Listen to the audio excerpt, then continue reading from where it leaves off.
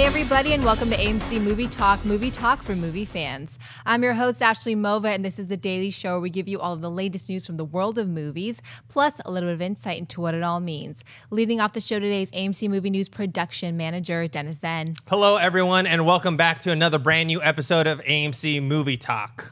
Also here is writer-director Jon Schnepp. Hey, what's going on, everybody? Happy to be here on a Monday. Also here is, what?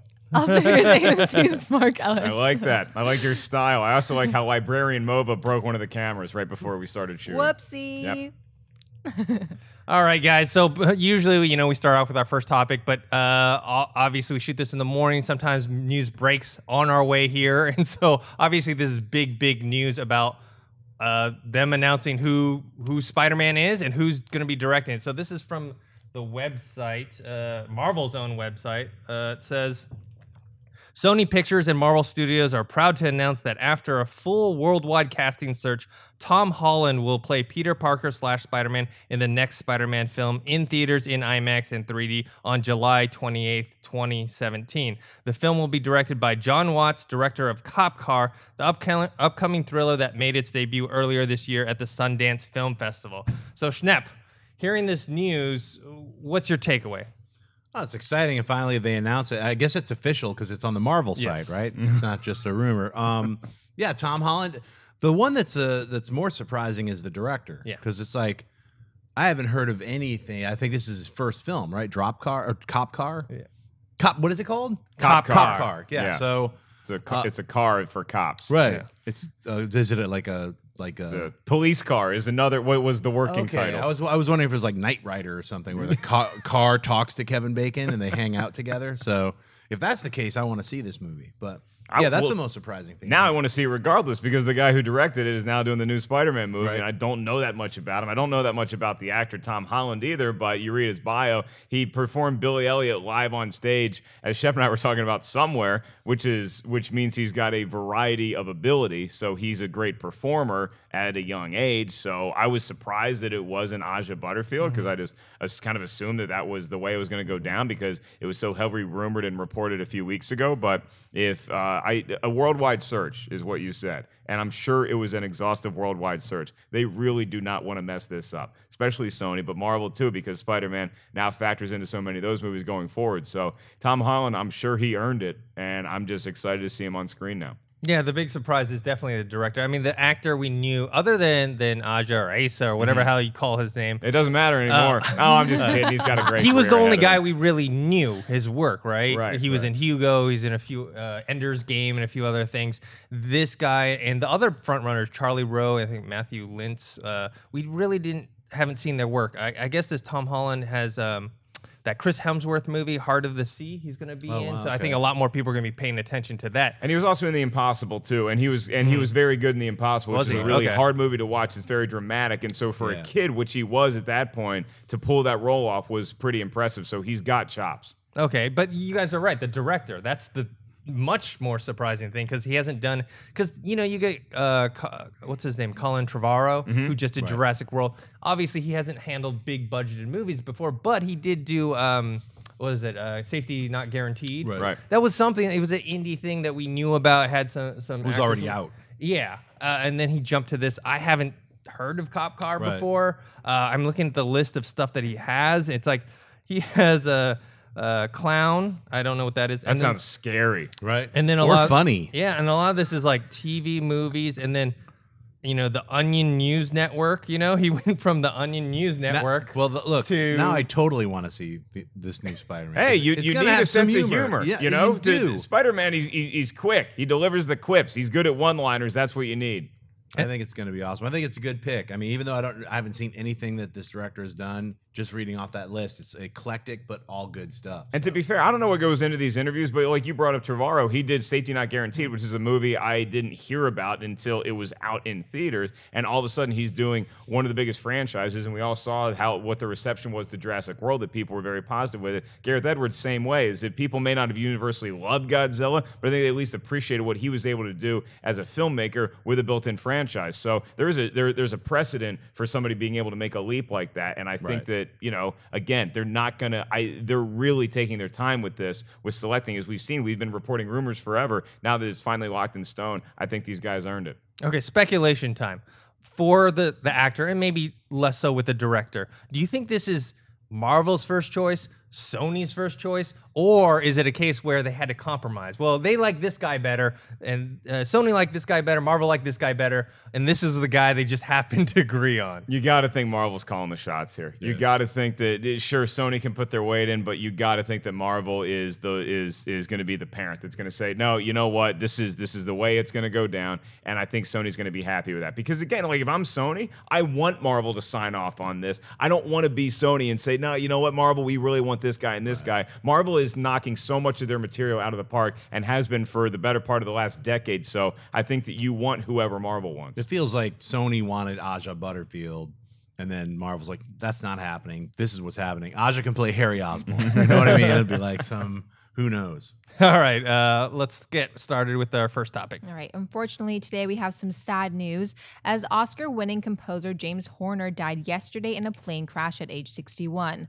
Horner was known for composing scores for movies like Star Trek II, The Wrath of Khan, Aliens, Glory, Braveheart, Apollo 13, Titanic, A Beautiful Mind, Avatar, and many others. He was nominated for 10 Academy Awards and won 2 of them, both for Titanic. Dennis, what are your thoughts about James Horner's passing and his music? It's sad to hear about his passing. Looking at recent pics of him, he does not look, he didn't look 60-something years old. He looks pretty young. He's one of the iconic composers of today, along with John Williams, Hans Zimmer, and a few others. I mean, I looked at that list of movies that incredible. It's crazy. I mean, we all know him from Titanic, Braveheart, Avatar, stuff Star like Trek that. II. Star Trek II, one of the Wrath most of Khan. incredible scores, just like that. Like when Khan's ship is coming over the horizon. It's just that music helped make that sequence. So So it's sad to hear him, and just the way with the plane crash and everything. It just seems, with Harrison Ford recently in a plane crash, and you had those 2 filmmakers that worked with James Cameron. They died in a helicopter crash recently. It's just, I don't know, it just feels like, oh man, people need to be, I guess, a little more careful. It's really sad news, and he picked his material so well. He wasn't like a lot of composers that are just going to sign on, just give me as many movies as I can possibly cram into my schedule. He really took his time picking and choosing what projects he wanted to work on. And I know he won the Oscar for Titanic, and he did big movies like Avatar and Apollo 13. My favorite score of his is Field of Dreams. That I can still hear that in my head, and it's just one of those ones that constantly gets in my head. No matter what I'm doing, it's one of my favorite movies of all time, and I can hear that score from the opening scene to when Kevin Costner walks and he ends up, he figures out that he's been transported back in time so he can meet Moonlight Graham. It's an incredible, and it fits that material so well. It's really, really a loss. Yeah, I think for me, my favorite is Brainstorm, which is a relatively unknown film starring Christopher Walken, directed by Douglas Trumbull, but James Horner's music really adds a lot to those trippy kind of VR sequences, I think his score for A Beautiful Mind always sticks out to me. And obviously Titanic as well, because of that one. Titanic was a great score. It was a great score. I mean, it sold like 28 million records worldwide, and everybody thinks about Celine Dion. But that score, look, I cried watching Titanic. I'm a man, I can admit it. One of the reasons is that you're not just going to cry because of the action happening on screen. You need some sort of musical accompaniment to really tug those heartstrings. That's what it did. All right, what's next? A couple of months ago, before Avengers Age of Ultron had come out, in an interview with Collider, Mark Ruffalo, who plays Bruce Banner / the Hulk, said the main reason that there wasn't a Hulk standalone movie was because of rights issues with Universal. However, in a report from Forbes.com, details of the agreement between Universal and Marvel show that this isn't the whole story. According to the article, Universal only has right of first refusal to distribute a Hulk movie, but Marvel actually has the cinematic rights to produce the movie. The report also suggests that Marvel is the one holding up the film with concerns over story, budget, and overall risk. Schnepp, what do you think of these new revelations, and do you think it's Marvel that doesn't want to proceed with a Hulk standalone movie? Well, look, Kevin Feige said it already. He said, the Hulk works great in a team environment. And the last 2 Hulk standalone movies kind of show that the Hulk is great, and he's a great character. Bruce Banner is actually the real character, and then the Hulk just breaks things and causes mass destruction. But that storyline really works when you can put him into a team dynamic and he's not the center of attention. So until they actually decide to make a Planet Hulk or, you know, World War Hulk or something like that, where the Hulk's in the mix, but then you have a Civil War type of an environment where you have like 30 other characters, even 20 would, you know, you have an Avengers style, you know, show to you know, play off of the Hulk. I just don't think the Hulk standalone really works that well right now unless he's in a team environment. And Marvel's already has a slate for like the next 5-6 years, so I don't see it coming anytime soon.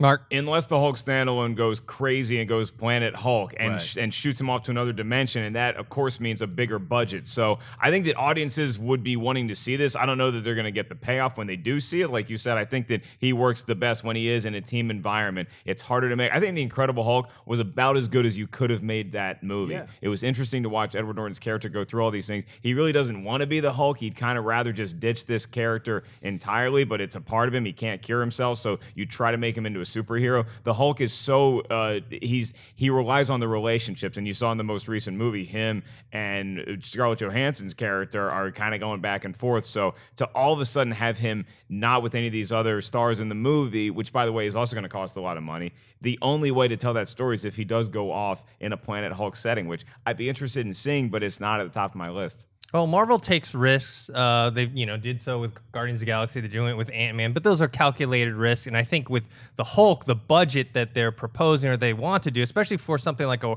World War Hulk or a Planet Hulk, where the Hulk is in a good portion of the time, the visual effects cost alone, he's in practically every frame, is going to cost a lot, and they don't want to do it. Like you said, there's a huge slate of Marvel movies for the next 5, 6, 7 years. So we're not going to see a Hulk standalone movie anytime soon. I think they can do one, though, because, you know, reading, I like the one with Edward Norton. And just I remember reading a lot of Peter David's run on The Incredible Hulk and dealing with the psychological inside the mind of Bruce Banner with the Green Hulk and the Gray Hulk. And they haven't introduced that yet, but they could possibly go down that road. So I think they could do one where they don't have to involve the other Avengers and have, you know, increase the payroll. But I just don't think they want to do it at this time. Seems like one of the ways that they could have gone with Civil War had they chosen is to put some of the other characters on the sidelines, but have Ruffalo and the Hulk factor more prominently in there. But it doesn't seem like that's the way it goes at all. I mean, first of all, it seems like Civil War is going to be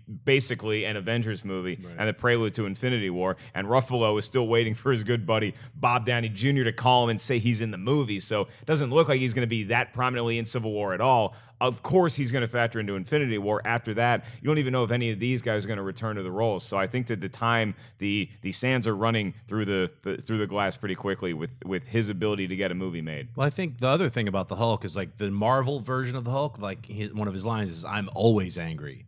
They haven't really delved into the origin or the backstory of this Bruce Banner.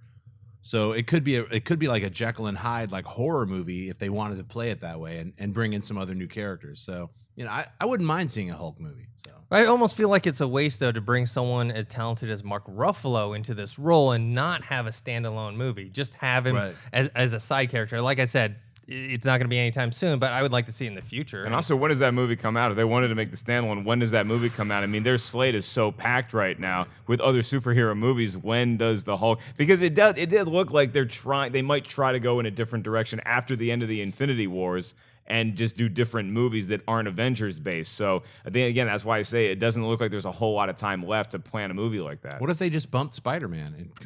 Spider-Man that'll make a lot of people happy. 2020 Spider-Man, and then have a no. All right, what's next? Moving on to Buy or Sell. A new trailer for the upcoming Hitman Agent 47 has been released. The movie is the second adaptation of the popular video game franchise, which revolves around a genetically engineered assassin, this time being played by Homeland's Rupert Friend. It also stars Zachary Quinto, Kieran Hines, Hannah Ware, with Alexander Bach directing. Hitman Agent 47 comes to AMC theaters on August 21st, 2015. Mark Barsell, this new trailer for Hitman Agent 47. I've been waiting for the video game film that's going to turn around the history of video game movies and make them into the great blockbuster franchises like we've gotten with comic book films the last decade. And I'm sorry, Hitman Agent 47, this is not going to be the movie. I'm going to sell this trailer because it just felt a little too stock to me. The story didn't get me at all. I'll save my rant about why the trailer is 3 minutes for another day because I've been doing that a lot recently with trailers. I'm just going to say that this particular one, none of the characters really grabbed me. It looked a little too Bourne Identity-ish. I know the video game has its own backstory. I just didn't get an original feel from the trailer. It felt too cookie cutter to me. I'm gonna buy it. I like the trailer. I like the first one they had put out. This one kind of tells a little bit more of the story. They show who Hannah Ware's character is supposed to be and how it plays into that storyline. I like it because, at least from the trailers, I'm getting a little bit of self-awareness about it, that it knows that it's gonna be over the top, have a little silliness to it. Maybe it can get the action, like maybe it's not gonna be as good as like something like John Wick, but go over the top with something like that. And having Kieran Hines in a movie always helps with me. I thought he was underutilized in Game of Thrones, so hopefully he has a much bigger role in this one. Schnepp. I'm gonna buy it. I love the Hitman games. I've played all of them, and this trailer specifically felt like I could watch this and feel like I don't need to play the game right now because I'm watching a cinematic version of it. So to me, I'm gonna buy it. It felt like that really is Agent 47. I saw the first Hitman and didn't really like it that much.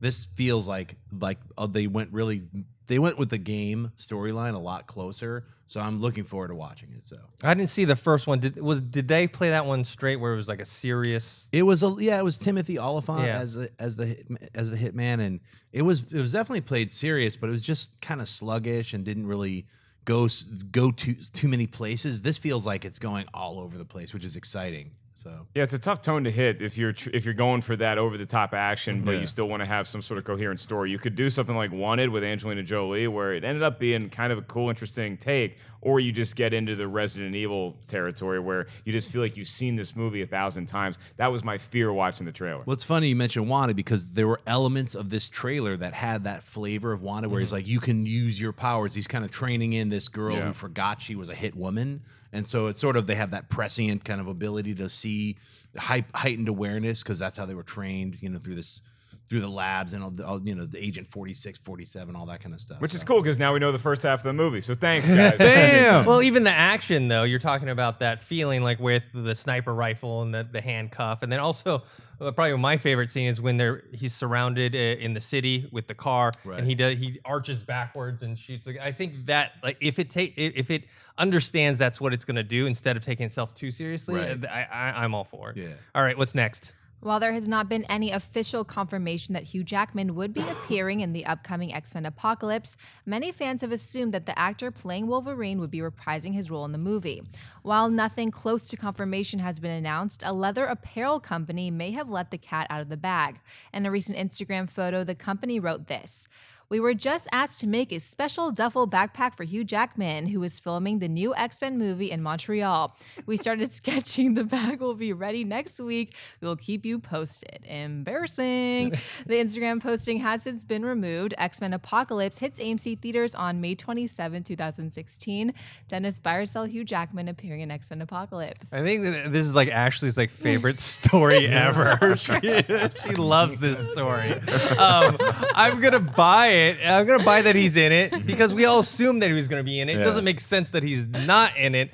And for this, this is when you guys talk about on Jedi Council, Mabel or about Cover Girl. Yeah, like the Star Wars toys, the merchandising. That's where you find out stuff. And in this case, it's this leather apparel company. We find out, okay, Hugh Jackman's going to be in the movie. I don't blame them. They don't know. Not everyone follows all this news all the time. Right. So everyone just assumes that everyone knows that he's in the movie. So they're they're really happy that they were doing something for such a big star. So they're like, okay, we want to announce it to everyone. And then I'm sure, a few minutes later, some people were Fox was calling, take that down, take that down. You idiots. Exactly. Yeah. But I it's not their fault. Schnepp, what do you think? Yeah, I'm going to buy it. And I can't wait to buy that special duffel bag from Scrimble Company or whatever they're called, now that they're fired, for releasing all the information. They're like, yeah, you're not making that duffel bag. You were making it right up until you put that on Twitter. So, or Instagram. And I saw the design. It was it's kind of weird looking, but who knows what, Wolverine is going to be wearing. A bunch of other weird, parcels of fashion-y types, whatever. I don't know. Whatever. Look, I really hope nobody lost their job over this. I totally buy that Wolverine's going to be in the movie, but we were all already buying that anyway. Yeah. This isn't a huge surprise. It's not like they revealed that Spider-Man is going to be in something, Right. some sort of crossover It's not a big thing. spoiler. Yeah, it's like it's XMen Apocalypse. It feels like the culmination of everything the X-Men have been about since 1999. So yeah, we get Wolverine's probably going to make an appearance in there. Now again, we don't know how big his role is going to be, but you know Hugh Jackman's lurking on set somewhere. You know what's exciting about this that I just didn't click in my head until now? We have less than a year until that movie comes out. Yep. And we can all have duffel bags. Now The we can all same have one leather that duffel Wolverine- bags. Yeah, we should have that at the premiere. Did you look at this duffel bag? Those are going to be collector's items. They You're are. going to see those at conventions. And Ashley's definitely getting Oh, one. totally. All right, what's next? Fox has announced that the official title for Independence Day sequel, naming it Independence Day Resurgence.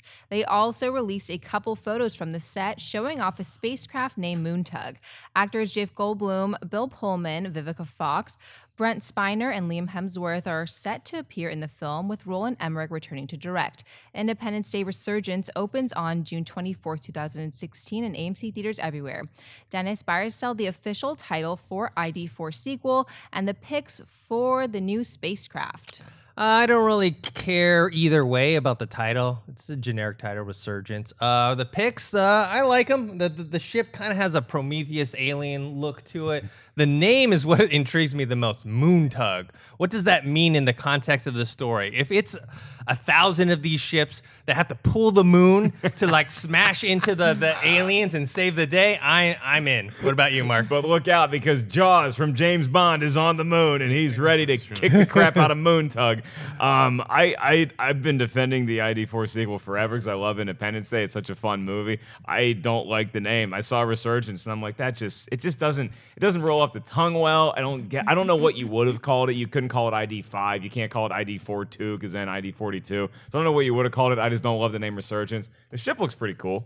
Operation Moontug. I'm into whatever. If you're tugging the moon, if you have to move the moon. Yes. Sounds a little far-fetched. Like if there's an alien spacecraft, oh, you know what? It's coming into this degree, so maybe we just tug the moon over there and just block the ship from getting. We're just going to make the aliens crash into the moon instead of crashing into Earth. It sounds ridiculous. It sounds exactly like something that's right up Independence Day's alley. I just wish they had a better name than Resurgence. ID4 Origins begins. Yeah. They should call it ID4 Will Smith is back. I got Operation Moonpoke, because they're like Moontug feels like it's like ineffective. I mean, it's like you're right. You have to have 1,000 of those all pushing a moon. So then it would go Operation Moon Push. Well, they're I don't tugging know. the moon, John. Yeah, If they were they're poking tugging it, it they'd be along. pushing it away. They're embracing it more. I think they should poke it. But I'm going to sell it. I think the title is stupid. Independence Day Resurgence is all I heard when I saw it, because it's just like a more of the same. And the pictures, I don't know. You know, it looks kind of stupid, that ship, to me. It looks like a grasshopper or something. It looks kind of like a space age, more spidery Ed 209, but I also get the Prometheus reference you had too, which is why I'm kind of buying it, because visually Prometheus was such an amazing movie. Well, so. look, you know what? I go back to Moon 44, and that's what this all reminds me of. Moon and then ID4. It reminds me of Roland Emmerich and Dean Devlin's first movie. And that's a fun one. So if you've never saw Moon 44, you should check it out. But that picture of Roland Emmerich smiling, I want to know what he's on.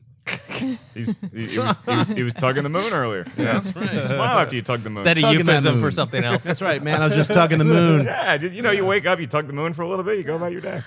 All right, what's gosh. next? According to The Hollywood Reporter, Michael Keaton will produce and star in Imagine Agents, which is a Boom Studios comic series that was recently acquired by 20th Century Fox. The story revolves around agents that are responsible for keeping imaginary friends of children in line. Keaton will play a veteran agent that must mentor a young recruit. Mark Barisell, Michael Keaton in Imagine Agents. Oh, I buy this. This sounds fun. And Michael Keaton being on board adds such a level of legitimacy. Michael Keaton is so good at playing characters that can walk in between that world. Obviously, think about somebody like Beetlejuice. Michael Keaton, to me, at the age he's at now, it almost seems like if the Men in Black franchise had gone differently, and by differently I mean been better with the sequels, he's almost somebody who would have fit into that role. And this sounds very Men in Blackish to me. Maybe more geared towards kids, but it sounds like something that families can enjoy. So yeah, I'm totally on board with this. Schnipp. Yeah, I love the idea. Are we still buying and selling? Yes. Because I'm 100% buying this. I think the idea of him in a Beetlejuice style world, but even this sounds a little more like he'll shift into that night shift characterization. You know, like he could be like talking to somebody like, you know, hey, look, if you just did this, you know, doing all of his Michael Keatonisms. You know, I love Michael Keaton. He's an amazing actor, and finally to see him in kind of a fantasy adventure type comic book film is great. So I buy it as well. Even before his fantastic performance in Birdman, he was in these small roles in the RoboCop remake and in Need for Speed. And even if those movies weren't the best, he killed it in those. He was great. And I was reading online, some people were like, "Oh, isn't it ironic that he's going to be in a comic book movie after he had just done Birdman?" It's like Birdman, to me, they blew. Some people blew out of proportion the criticism of comic book movies in that film, because I think that aspect of it more represented something in the movie versus actual comic book movies. Right. Like, it was more about mainstream validation and being loved through those movies. So, if what was popular at the time, right now it's superhero movies or comic book movies. If it was like monkeys in dresses throwing poop at each other, that's what they would have done. Can you please make that popular, Yeah, Dennis? exactly. Because Exactly. I like monkeys in dresses throwing poop at each other. I want to see monkeys in dresses tugging the moon. Yeah. That's what I want to see. Monkey world. tugging their own moon. Yeah, monkey world. Moon tug. Yes. All right, guys, that's it for Buy or Sell. Now on to a mailbag where we answer your questions. You can send in your questions at amcmovietalk@gmail.com. Ashley, what do we got? Luca Monroe writes, with 2015 being the return of many big franchises such as Mad Max, Jurassic Park, Terminator, and Star Wars, what other big franchises from that time period would you like to see make a return to the big screen?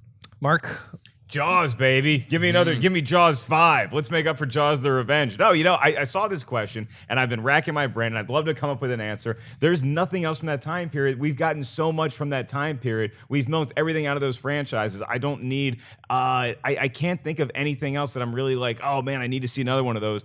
I could say Indiana Jones, because I like more so than Jaws, which isn't going to redeem itself anytime soon, is that Indiana Jones, I think that even somebody like Steven Spielberg can do another Indiana Jones film with Harrison Ford one more time and make up for the Kingdom of the Crystal Skull and help that franchise ride off into a new sunset. But there's just not other things from that era that I really am that passionate about that haven't been already attempted. Schnepp?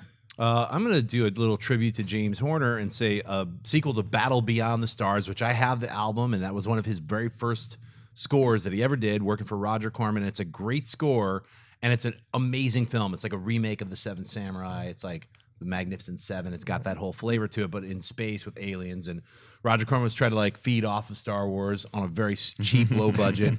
And I really liked it as a kid. So for me, I would say Battle Above and Beyond the Stars, the sequel, and then another James Horner film, Krull. I'm saying like, let's rock Krull 2. It's time to bring the Krull. The glaive must return.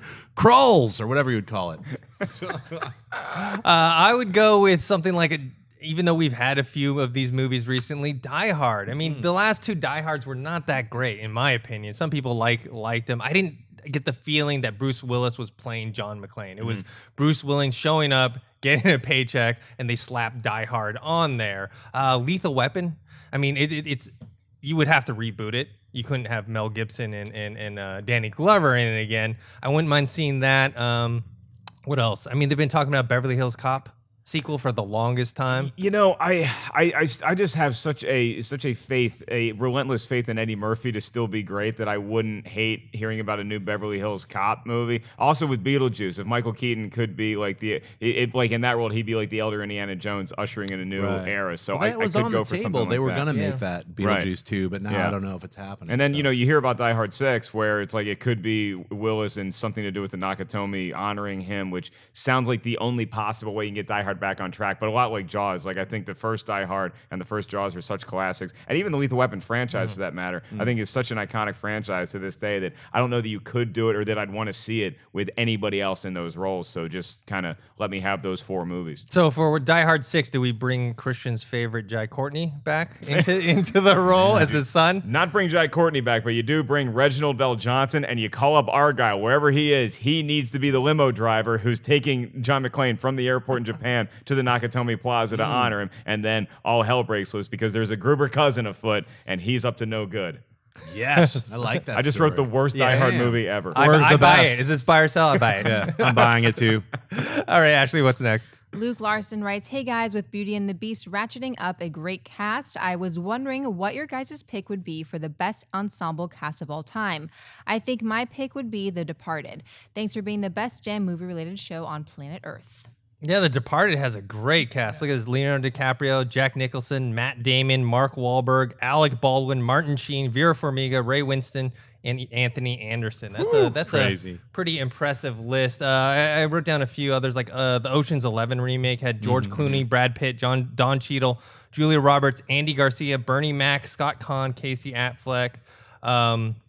X-Men Days of Future Past. I mean, think about that one. Hugh Jackman, Michael Fassbender, James McAvoy, Patrick Stewart, Ian McKellen, Peter Dinklage, Jennifer Lawrence, Halle Berry, Nicholas Hoult, and Ellen Page. So that's a Not that's a too doozy. shabby. Yeah. Yeah. What are some of yours? I can't. I don't think you can top the Ocean's one just for star power. But I mean, you're right. The Avengers and X-Men get closer. The one that always pops into my mind for some reason is the early '70s, the Poseidon Adventure, because you had such a great mix. You had Ernest Borgnine and Shelley Winters, but you also had Gene Hackman, and you had Leslie Nielsen in one of his last serious type roles. So if you haven't seen the Poseidon Adventure, the original one, not the one with, I love Kurt Russell, not that one, the one from the early '70s. Yeah, definitely. Pulp Fiction popped into my head. It's got, the return of John Travolta. It's got Uma Thurman, Samuel L. Jackson, Ving Rhames, Harvey Keitel, an amazing 3-minute monologue by Christopher Walken. I mean, there's so much star power in that film. It's an incredible.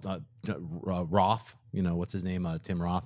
Just a lot of different actors and actresses. So. Yeah, war movies too. A lot of times war movies will, like Saving Private Ryan or Definitely. Platoon, Apocalypse Now, they tend to have great casts as well. Godfather, Casino, Goodfellas.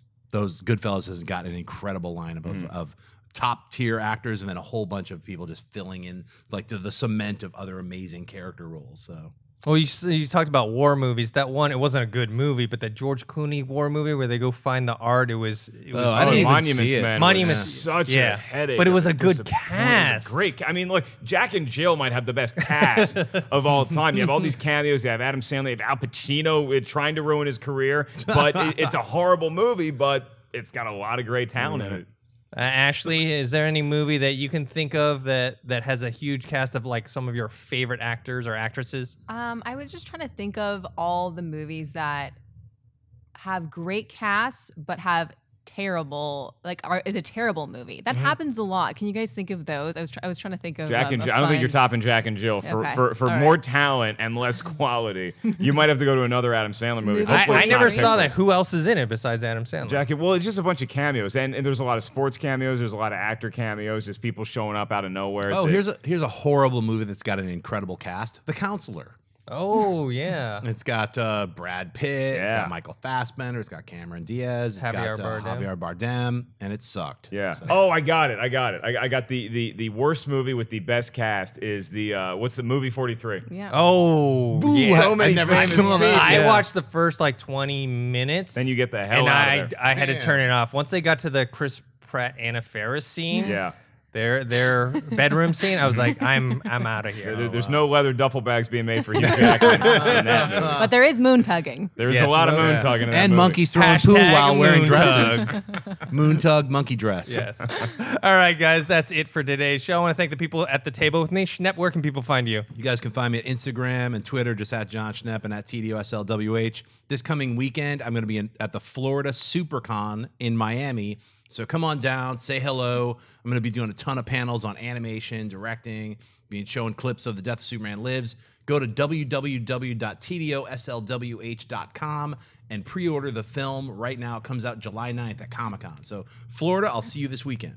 Mark, where can people find you? I'll see San Diego in a few weekends when I'm at Comic-Con, which I'm sure Schnepp is going to be at as well. You can follow me on Twitter and Instagram at 5150Ellis. I'm doing some stand-up shows at Comic-Con. I'm doing some panels, so make sure you stay tuned to Twitter. I'll keep you guys updated. And Ashley, where can people find you? On Twitter and on Instagram at Ashley Mova. Happy Tuesday, guys.